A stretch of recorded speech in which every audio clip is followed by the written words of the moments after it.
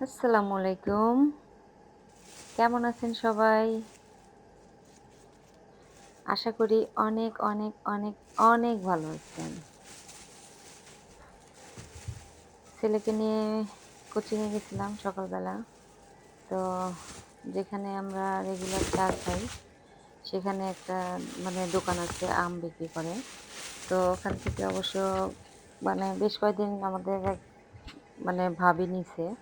আমি কখনো উনার থেকে আম কখনোই আমি উনার থেকে নেইনি। আমার পরিচিত দোকান আছে এখানে রামপুরাতে, এখান থেকেই নেই।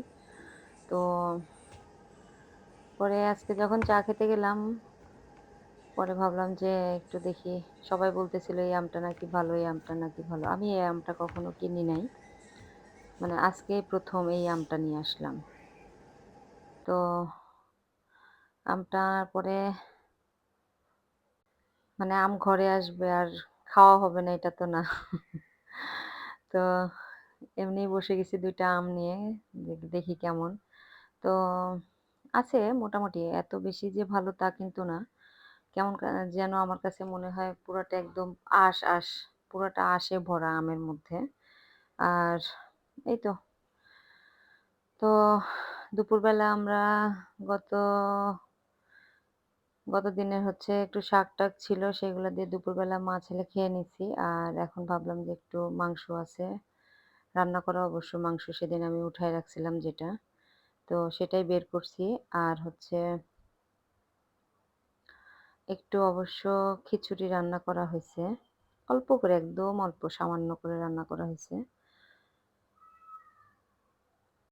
আর আজকে বেশ কয়েকটা দিন ধরে ভালো বৃষ্টি হচ্ছে। একটানাই বৃষ্টি হচ্ছে। একটু বৃষ্টি ছাড়ে আবার শুরু হয়। তো কেমন যেন আজকে কাজ-টাজ কোনো কিছুই করতে ইচ্ছা করতেছে না। তো আজকে কাজের মধ্যে শুধু একটু খিচুড়ি রান্না করা। তো যাই হোক, যেহেতু রান্নাবান্না বা গরম সব করাই শেষ। তো এখন ভাবলাম যে ছেলেকে নিয়ে বসে যাই খেতে। আমরা আবার একটু তাড়াতাড়ি খেয়ে ফেলি। ৭টা-৮টার মধ্যে রাতের খাবারটা শেষ করি।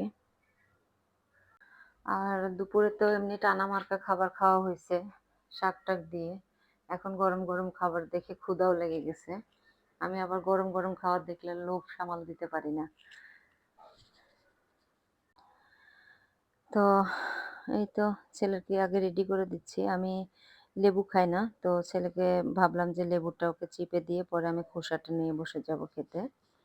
কারণ লেবুটা খেলে আমার অবশ্য প্রেশার লো হয়ে যায়। আর খোসাটা খাই।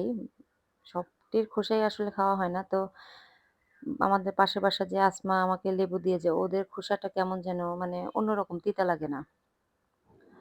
তো যাই হোক, ক্ষুধা লাগছে, খেতে বসছি। আজকের মতো এ পর্যন্তই। সবাই ভালো থাকবেন, সুস্থ থাকবেন, সাবধানে থাকবেন। আর আজকের মতো আল্লাহ হাফেজ। বিদায় নিচ্ছি। আসসালামু আলাইকুম।